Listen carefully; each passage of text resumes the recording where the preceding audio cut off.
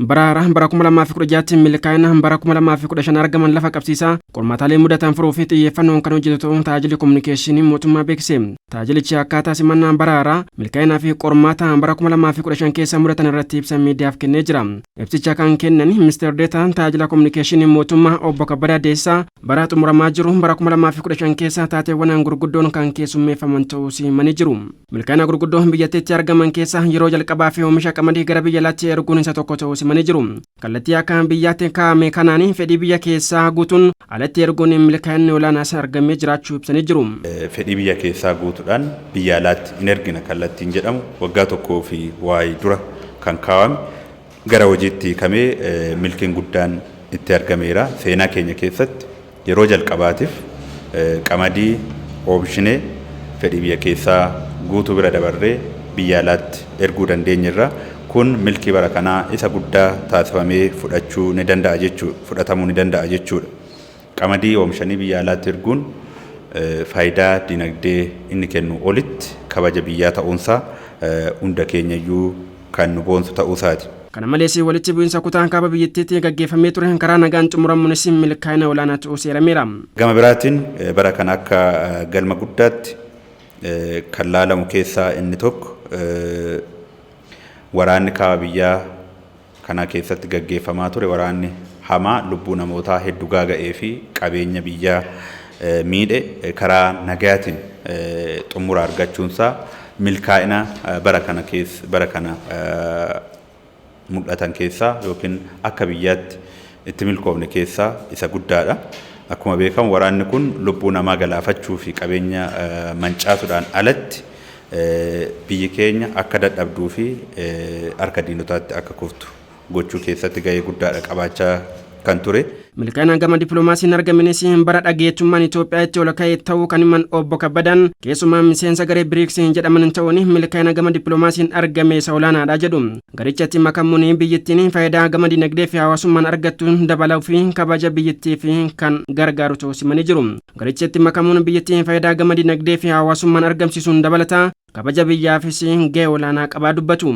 Itoophiyaan akka biyyaatti dhagaamummaan ishee akka waliigalaatti akka addunyaattis akka aardii Afrikaattis akkasumas immoo akka naannoo gaanfa Afrikaatti dhagaamummaan biyya Itoophiyaadhaa baratti akka malee ol ka'eedha. Kana wal qabatee milkii bara kanaa isa guddaadha jedhamee kan fudhatamu keessaa Itoophiyaan miseensa garee BRICS jedhamu kan ummata parsantii 40 of keessatti qabatu miseensa kana ta'uun hojii gama dippiloomaasiitiin hojjetameetti milkoofne keessaa isa guddaadha. Inni kun milkiiwwan baroota dheeraadhaan asitti dhufan Itoophiyaan waggoottan kurnan hedduu keessatti dhaabbilee akkanaa yookiin immoo garee akkanaatti makamteen beektu. Milkaa'ina isheetii fi ashaaraan magariisaatiin waggoottan arfan darban hojii hojjetameen biqiltuun biiliyoona 20 dhaabuu fi karoorfameen biqiltuuwwan gosa garaagaraa biiliyoona 25 dhaabuun akka milkaa'inaatti ka'uu himanii jiru. Kanaanis sadarkaa biyyaatti beekamtiin biyya keenyatti argatteedha jedhan Ministeer Deetichi. Inisheetivii muummichi ministeeraa ashaaraa magariis waggoottan arfan darban keessatti biqiltuu kuma biiliyoona 20 dhaabuudhaaf kan karoorfamee ture bara kana milkiidhaan goolabamee kan karoorfame olitti biiliyoona 25 dhaabuun kan danda'amee fi akkasumas immoo akka addunyaatti beekamtiin kan itti argame waan ta'eef milkiiwwan keenya keessaa isaan gurguddoodha. Akkuma milkaa'inni gurguddoon biyyattiitti galmaan qormaataaleen garaagaraas mudachuu kan kaasan Obbo Kabbadaan qormaataaleen bara 2015 keessa mudatan keessaa qaala'insi jireenyaa isa ijoodha jedhani. Bara haaraatti qaala'insa rakkoo lammiilee biyyattii olaanaa ta'e tasgabbeessuufis xiyyeeffannoon mootummaan kan hojjetu ta'uu himanii jiru. Qaala'insi jireenyaa ka'umsi fi sababni isaa akkuma addunyaatti kan jiru ta'uyyuu akka biyya keenyatti sababoonni adda addaa dhabamuu nageenyatiin wal qabatee dhimmoota birootiin wal qabatanii qaala'insi jireenyaa rakkoo guddaa uummata keenyatti ta'ee tureera. Kanaaf bara haaraa keessatti xiyyeeffannoo guddaadhaan hojiiwwan hojjetaman keessaa tokko qaala'insa jireenyaa kan hir'isanii jiruu fi jireenya uummata keenyaa uummata biyya keenyaa fooyyessaa deemuun xiyyeeffannoo mootummaa isa guddaadha kan ta'u.